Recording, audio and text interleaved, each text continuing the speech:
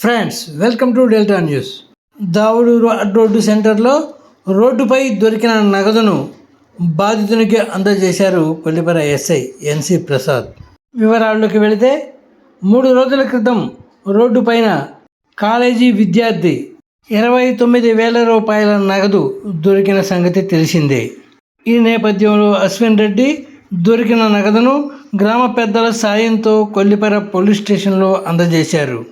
ఈ క్రమంలో తూములూరు గ్రామానికి చెందిన సిద్దెల ఇసాకు తన నగదు పోయిందని, విద్యార్థికి దొరికిన నగదు తమదేనని పోలీసులను సంప్రదించాడు.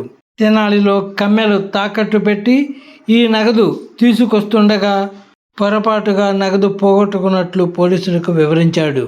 సీసీ కెమెరా విజువల్స్ పరిశీలించిన కొల్లిపర పోలీసులు దొరికిన నగదు ఇసాకుదేనని నిర్ధారించి ఆదివారం బాధితునికి నగదు అందజేశారు కొల్లిపర ఎస్ఐ ఎన్సి ప్రసాద్.